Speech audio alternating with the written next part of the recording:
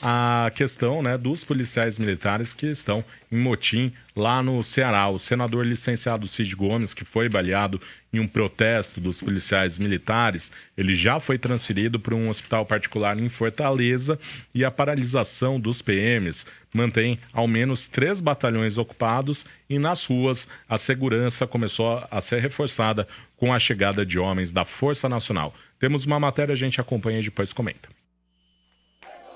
Policiais encapuzados fizeram novas manifestações em 3 batalhões da PM em Fortaleza. Nas ruas, muitas viaturas tiveram os pneus esvaziados e arrancados. Moradores estão preocupados com a falta de segurança. Nós estamos ameaçados com a polícia fazendo um negócio desse aqui, rapaz. Sem parte dos PMs trabalhando, a Guarda Metropolitana e a Polícia Civil dão apoio à população.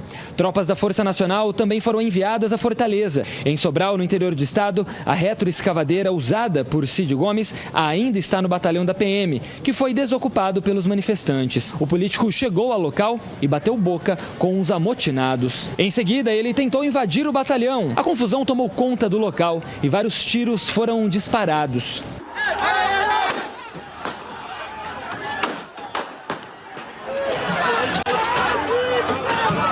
A Polícia Civil está analisando as imagens para tentar identificar possíveis suspeitos.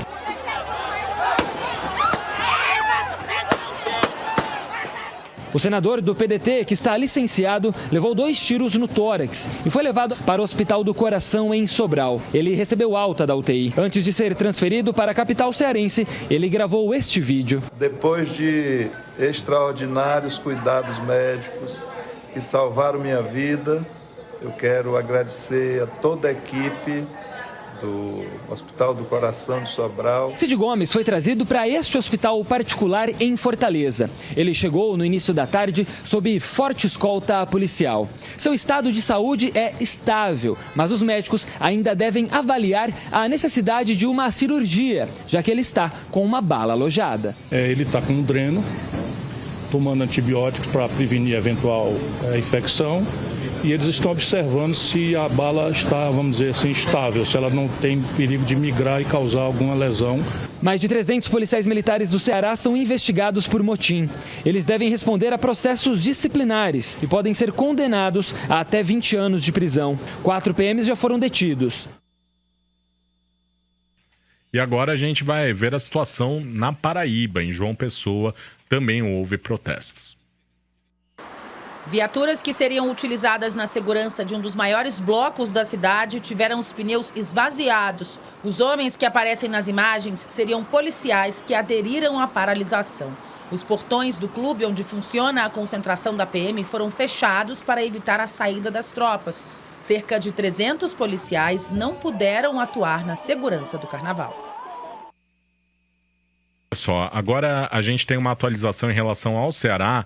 Tem um grupo de homens encapuzados, né, de policiais que seriam policiais militares, que fechou a base da Coordenadoria Integrada de Operações Aéreas, fechou na madrugada, né, desta sexta-feira, também no município de Sobral. E tem outros temas importantes para a gente trazer aqui, outras atualizações sobre essa questão da greve dos policiais militares no Ceará.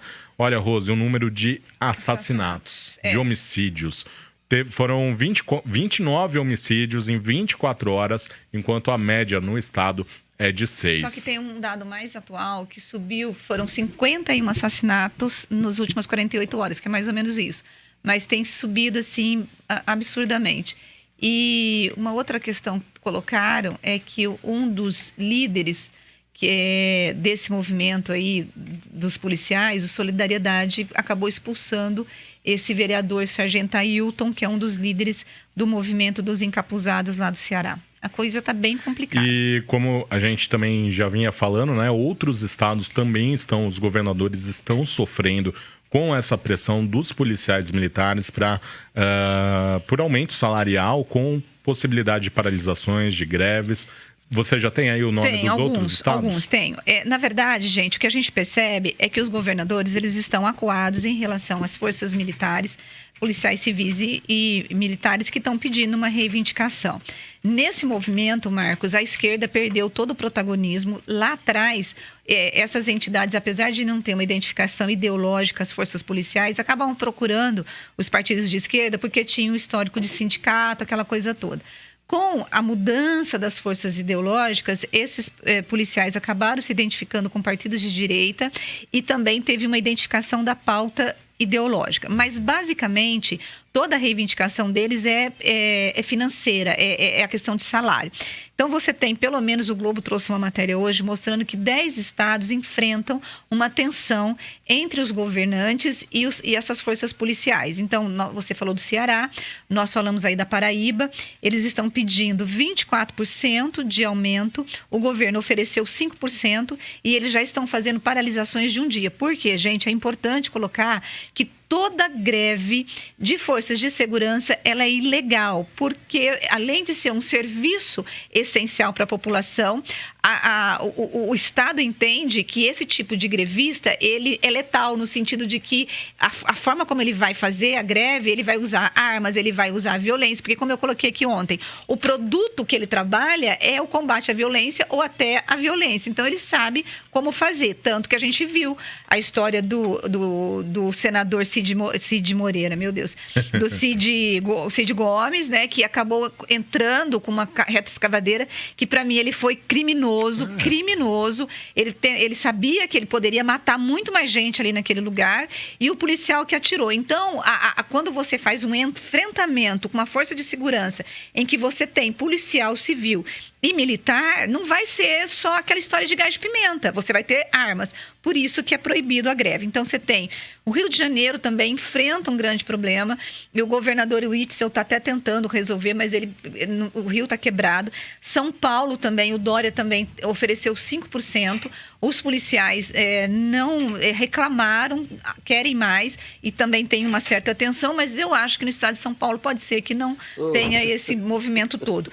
Pernambuco quer começar o salário com 6 mil, eles estão pedindo um piso de 6 mil, o piso deles é de 3 mil reais, ou seja, eles teriam que ter um aumento de 50%. E lá em Pernambuco, eles também estão fazendo greves de um dia, paralisações de um dia. Bahia, Sergipe também já estão com essas paralisações e todos pedindo aumento. Aí você tem o Rio Grande do Sul, que acabou dando um aumento para os servidores. E Minas Gerais, houve um aumento de 49% no salário dos policiais. Mas Minas Gerais não estava quebrada? Então, mas ele não quis enfrentar.